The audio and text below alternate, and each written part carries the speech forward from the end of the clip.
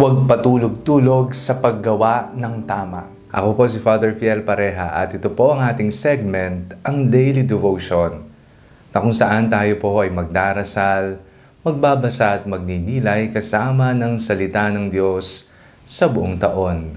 Manalangin tayo. Sa ngalan ng Ama, ng Anak at ng Espiritu Santo. Amen. Halina, banal na Espiritu, liwanagan mo ang aming puso at isip nang maunawaan at maisabuhay namin ang iyong salita. Amen. Our Bible passage for today is from the Gospel of St. Mark chapter 13, verses 33 to 37, and I read it for you. Beware, keep alert, for you do not know when the time will come. It is like a man going on a journey, when he leaves home and puts his slaves in charge, each with his work, and commands the doorkeeper to be on the watch.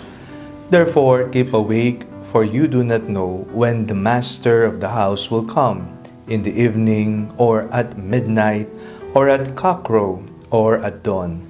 Or else he may find you asleep when he comes suddenly. And what I say to you, I say to all, keep awake. Masarap po ang matulog, masarap ang ipikit muna ang mata at magpahinga.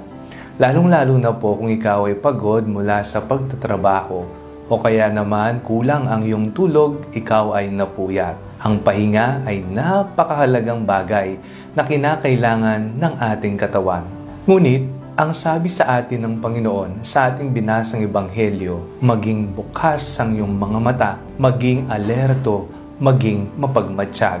Hindi naman kinukundina ng ating Panginoong Jesucristo ang pagtulog, ang pagpikit muna ng mata upang makabawi mula sa ating pagkakapagod sa buong maghapon.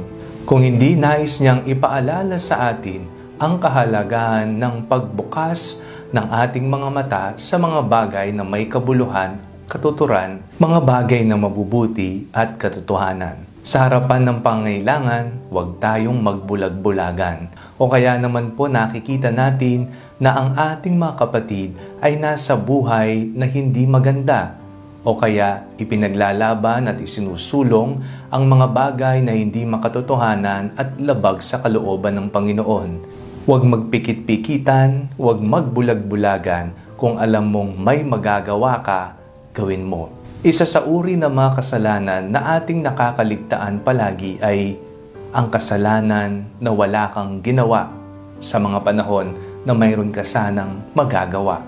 Tayo po ay sanay na ang definisyon ng kasalanan ay nakagawa ka ng masama at mali. Ngunit may ibang mukha ang kasalanan. Ito ay ang hindi mo paggawa sa mga bagay na kailangan mo sanang gawin. Manalangin tayo. Panginoong Jesucristo, buksan mo po palagi ang mga mata ng aming mga puso nang makita namin ang pangangailangan ng aming kapwa. Amen. Sa ngalan ng Ama, ng Anak at ng Espiritu Santo. Amen. Huwag po din yung kalimutang i-like ang video ito. Mag-comment po kayo and share it with your family and friends. Ang Panalangin Bago Matulog ay may sariling Facebook page na po. Huwag niyo pong kakalimutang mag-like at mag-follow dito. And do not forget to subscribe to our YouTube channel. I-click nyo lamang po ang link na nasa description ng video ito.